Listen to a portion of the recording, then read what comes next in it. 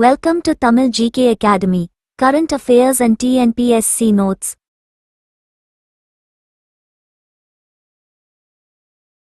பிரதமர், முதலமைச்சர்கள் மற்றும் அமைச்சர்களை நீக்குவதற்கான மசோதாக்களை மக்களவையில் அமித் ஷா தாக்கல் செய்தார். ஆகஸ்ட் 20, 2025 அன்று மத்திய உள்துறை அமைச்சர் அமித் ஷா அரசியலமைப்பு 130வது திருத்தம் மசோதா 2025 மக்களவையில் அறிமுகப்படுத்தினார். குறைந்தபட்சம் 5 ஆண்டுகள் சிறை தண்டனை விதிக்கக்கூடிய குற்றச்சாட்டில் பிரதமர், முதலமைச்சர்கள் மற்றும் பிற அமைச்சர்கள் தொடர்ந்து 30 நாட்கள் காவலில் வைக்கப்பட்டால் தண்டனை இல்லாவிட்டாலும் அவர்கள் தானாகவே பதவி நீக்கம் செய்ய இந்த மசோதா அனுமதிக்கிறது. உலக ஒராங்குட்டான் தினம் ஆகஸ்ட் 19. ஒராங்குட்டான்கள் பற்றிய விழிப்புணர்வை ஏற்படுத்த 2013 முதல் அனுசரிக்கப்படுகிறது. ஒவ்வொரு ஆண்டும் ஆகஸ்ட் 19ஆம் தேதி கொண்டாடப்படுகிறது. 2025ஆம் ஆண்டிற்கான நோக்கம்: ஒராங்குட்டான்கள், மழைக்காடுகள் மற்றும் கிரகத்தை காப்பாற்றுங்கள். ஒராங்குட்டான்கள் ஆசியாவில் காணப்படும் பெரிய குரங்குகள். அவை மனிதர்களுடன் 97 விழுக்காடு டிஎன்ஏவை பகிர்ந்து கொள்கின்றன. 3 வகைகள்: போர்னியன், சுமத்ரான் மற்றும் டபனலி ஒராங்குட்டான்கள். பயங்கரவாதத்தால் பாதிக்கப்பட்டவர்களுக்கான சர்வதேச நினைவு தினம் ஆகஸ்ட் 21, 2017ஆம் ஆண்டு ஐக்கிய நாடுகள் சபையால் தொடங்கப்பட்டு ஒவ்வொரு ஆண்டும் ஆகஸ்ட் 21 அன்று அனுசரிக்கப்படுகிறது. கருப்பொருள்: நம்பிக்கையால் ஒன்றுபட்டது. பயங்கரவாதத்தால் பாதிக்கப்பட்டவர்களுக்கான கூட்டு நடவடிக்கை. பாதிக்கப்பட்டவர்களை கௌரவிப்பது, உயிர் பிழைத்தவர்களை ஆதரிப்பது மற்றும் நீதி மற்றும் அமைதிக்காக வாதிடுவதை நோக்கமாக கொண்டுள்ளது.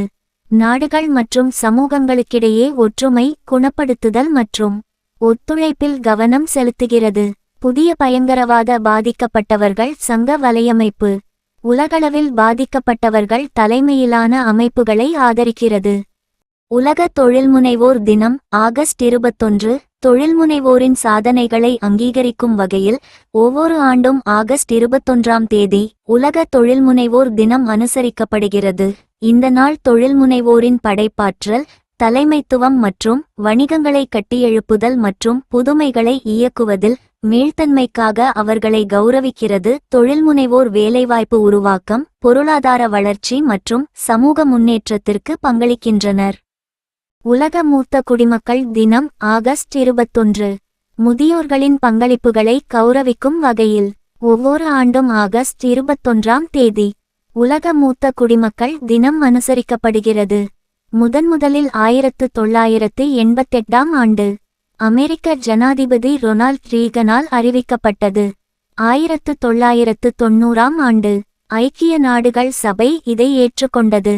2025ஆம் ஆண்டின் கருப்பொருள்: உள்ளடக்கிய எதிர்காலத்திற்கான முதியோர் குரல்களை மேம்படுத்துதல், முடிவெடுப்பதில் மூத்த குடிமக்களின் உள்ளடக்கத்தை ஊக்குவித்தல்.